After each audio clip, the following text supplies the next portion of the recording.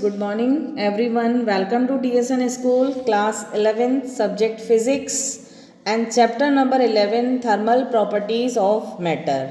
उसका है आज आपका part number 8. Okay, part number 8 क्या है आपका रेडिएशन. रेडिएशन क्या है कि इसका क्या फॉर्म है, heat transfer. It's a form of heat transfer. और आपका इसमें आता है कि नो मीडियम रिक्वायर्ड, इसको किसी की मीडियम की नीड नहीं होती, यानी कि वैक्यूम में भी काम कर सकता है. जैसे कि रेडिएशंस एरो लगा के मैंने लिख रखा है इलेक्ट्रोमैग्नेटिक वेव्स. ये बिना किसी मीडियम के ही वेव रेडिएशंस क्रिएट कर सकता है, जैसे कि लाइट में होता है.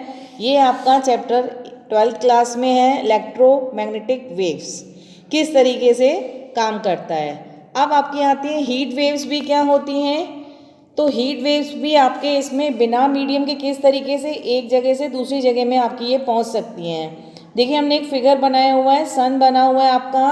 सन से अर्थ तक कैसे पहुंचती हैं, तो किसके कारण, इलेक्ट्रोमैग्नेटिक वेव्स के कारण ही ये वैक्यूम में बिना किसी मीडियम के सन से अर्थ तक आ सकती हैं. जैसे कि आपकी कौन कौन सी रेज होती हैं, इंफ्रारेड्स एंड अल्ट्रावायलेट रेज, और एक होती है आपकी विजिबल लाइट्स. इनकी क्या होती है, इलेक्ट्रोमैग्नेटिक वेव्स क्या होती हैं, थोड़ी ज़्यादा इंक्रीज होती हैं, इसीलिए सन से लेके अर्थ तक आने में इनका आपका रेजेस का ज़्यादा यूज़ होता है. ओके, अब आपका आता है रेडिएशन. रेडिएशन क्या है आपका, एक change of theory of exchange. किस तरीके इसका आपका डेफिनेशन क्या है, all body emits radiation at all temperature amount of radiation. इसकी जगह आप रेडिएशन भी लिख सकते हो, या एमिटेड या एब्जॉर्ब. या तो वो एमिटेड करेगा या एब्जॉर्ब करेगा. जितनी ज़्यादा हीट होगी वो उतना ज़्यादा एमिटेड करेगा, हीट कम होगी तो वो क्या करेगा, एब्जॉर्ब करेगा. तो all body emits radiation at all temperature amount of emitted या एब्जॉर्ब. ओके, ये किस पे डिपेंड करता है, टेम्परेचर पे, एक मटेरियल पे. उसका मटेरियल कौन सा है, उसका टेम्परेचर कितना है. ओके, अब इसकी ऑल्टरनेट दूसरी डेफिनेशन क्या है, all body absorb heat radiation falling on it all temperature. जैसे आपका बॉडी का टेम्परेचर ज़्यादा है, आप किसी रूम में बैठे हो, उसका रूम का टेम्परेचर कम है, तो वो क्या करेगा, दोनों आपस में इक्वल होने की कोशिश करेंगे. अगर आपकी बॉडी का टेम्परेचर ज़्यादा है तो आप क्या करोगे, एमिट करोगे, और रूम उसको क्या करेगा, एब्जॉर्ब करने की कोशिश करेगा. या आपकी बॉडी का टेम्परेचर कम है, आप रूम में गए, रूम का टेम्परेचर क्या है, ज़्यादा है, तो जैसे ही आप रूम में एंटर करोगे तो आपकी बॉडी हीट होने लगेगी, यानी कि आपने रूम में से हीट को क्या लिया, एब्जॉर्ब किया. दोनों का जो टेम्परेचर है वो इक्वल आ जाएगा, यानी कि all body absorb heat radiation के थ्रू ही बॉडी एब्जॉर्ब करती है, falling on in temperature, falling on it at all temperature, और टेम्परेचर को क्या करती है, फॉल करती है. आपके 3 ब्लॉक्स में हमने लिख रखा है कि सराउंडिंग टेम्परेचर आपका ज़्यादा है. किसी रूम में, वही मैंने बोला कि आप किसी रूम में हो, वहाँ का टेम्परेचर क्या है, ज़्यादा है, और आपकी बॉडी का टेम्परेचर क्या है, कम है, तो आप क्या करोगे, एब्जॉर्ब करोगे. तो यानी कि जो सराउंडिंग का टेम्परेचर एब्जॉर्बेशन पावर होगी वो क्या होगी, ज़्यादा होगी, इमिशन पावर क्या होगी, कम. यानी कि absorption is greater then, absorption is greater then emission. Body का टेम्परेचर क्या हो रहा है, इंक्रीज हो रहा है. आपकी बॉडी का टेम्परेचर क्या हो रहा है, बढ़ रहा है, यानी कि इंक्रीज हो रहा है. अब आपका अगर सराउंडिंग टेम्परेचर क्या है, कम है, और आपकी बॉडी का टेम्परेचर क्या है, ज़्यादा है, तो सराउंडिंग टेम्परेचर में क्या आएगा, इमिशन, और बॉडी क्या करेगी, एब्जॉर्प्शन. तो आप बॉडी को क्या कर रहे हो, बॉडी जो है आपकी टेम्परेचर को क्या कर रही है, डिक्रीज कर रही है. आपकी बॉडी में से टेम्परेचर क्या हो रहा है, कम हो रहा है, यानी कि सराउंडिंग टेम्परेचर और आपकी बॉडी के टेम्परेचर दोनों आपस में क्या करेंगे, इक्वल होने की कोशिश करेंगे. एक एब्जॉर्ब करेगा, एक एमिशन करेगा. ठीक है, अब थर्ड पॉइंट में अगर एमिशन पावर और एब्जॉर्प्शन दोनों अगर इक्वल हैं, बॉडी का टेम्परेचर और सराउंडिंग टेम्परेचर दोनों ही अगर इक्वल हैं, तो बॉडी उस समय क्या होगी, कांस्टेंट हो जाएगी, ना तो वो एब्जॉर्प्शन करेगी ना एमिशन करेगी. ओके स्टूडेंट्स, अब देखिए आपका आता है एमिशन पावर. इसको हम ई से डिनोटेड करते हैं. आपका इस तरीके से हमने एक बॉडी बना रखी है, ये जो इस तरीके से लाइनें बनी हुई, यानी कि इसमें रेडिएशंस हैं. ये एक तो ये इसका सरफेस एरिया क्या है, ज़्यादा है, तो ये जो Q है आपका is directly proportional to A। एक तो आपका एरिया पे डिपेंड करेगा और एक आपका टेम्परेचर T पे डिपेंड करेगा कि इसका टेम्परेचर कितना है। ओके, और हीट जो Q है उसको हम बोलते हैं हीट एमिटेड। ठीक है, आप देखिए हमने राइट हैंड साइड में लिख रखा है, वे ऊपर सबसे पहले फॉर्मूला देखिए कि E is directly proportional to A and T, temperature पे एंड एरिया पे। इस डायरेक्टली प्रोपोर्शनल के साइन को हटाने के लिए हमने कांस्टेंट लिया, वो कांस्टेंट आपका क्या है E, और उसी E को हम बोलते हैं emission power. Depends upon material, material कौन सा है, ओके।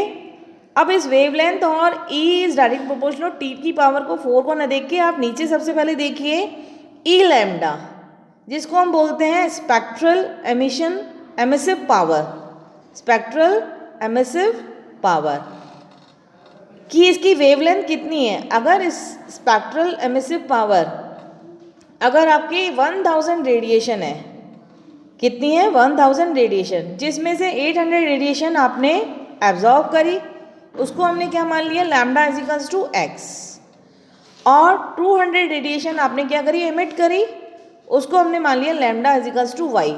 यानी कि आपका जो ऊपर सेकेंड नंबर वाला पॉइंट है वो आपका एक तो मटेरियल पे डिपेंड है, डिपेंड्स अपॉन, और दूसरा आपका है वेवलेंथ पे भी डिपेंड करता है। ओके, और हमने इसमें फॉर्मूले में लिखा है कि टेम्परेचर पे भी डिपेंड है, तो ये टेम्परेचर पे भी डिपेंड करता है। E is directly proportional to T की पावर 4, यानी कि टेम्परेचर की पावर 4 पे डिपेंड करता है। ये हमें आगे पढ़ेंगे, उसमें आएगा इसका आपका ये फॉर्मूला यूज़ होगा। अभी आप ये देखिए कि आपका ये टेम्परेचर पे भी डिपेंड कर रहा है। E की पावर T की E is proportional to T की power 4। Okay students,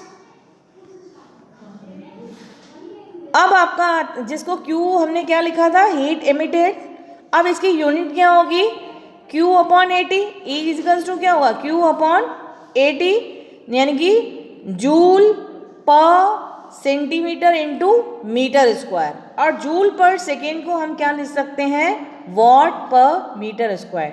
it's a unit of heat emissive. Okay, अब आपका आता है एब्जॉर्बिटिव पावर। एब्जॉर्बिटिव पावर क्या होगी, जिसको हम A से डिनोटेट करते हैं।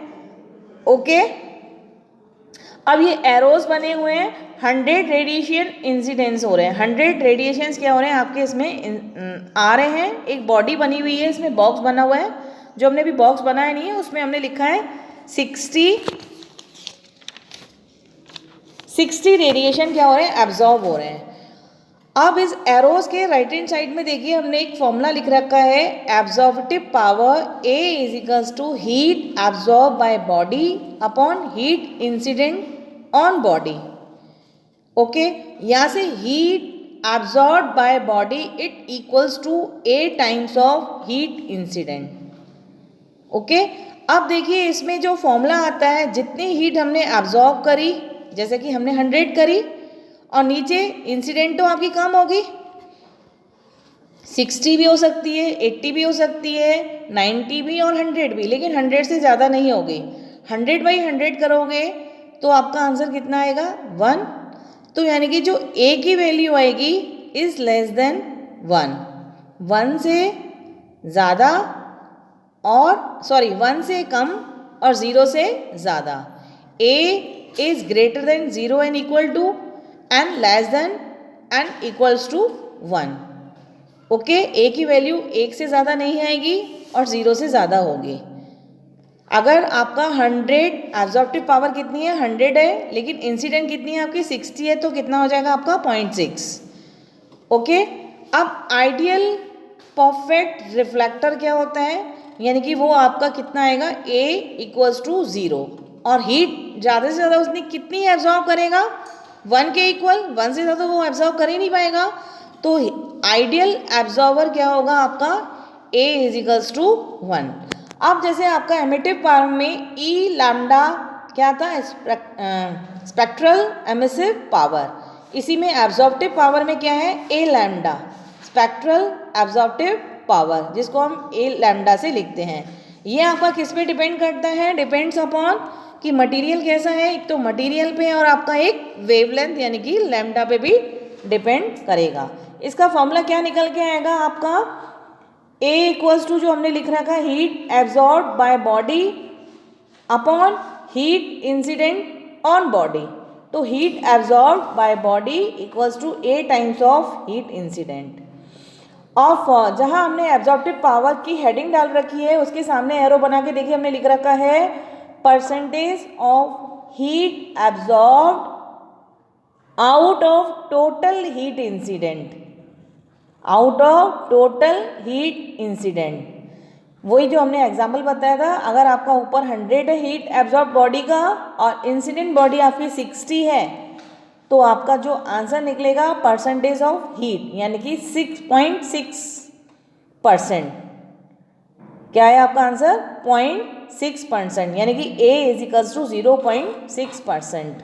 ओके स्टूडेंट्स, अब देखिए आपका नेक्स्ट टॉपिक है ब्लैक बॉडी, जो कि हम नेक्स्ट वीडियो में करेंगे। अभी हम ये वीडियो यहीं पे ही क्लोज करते हैं।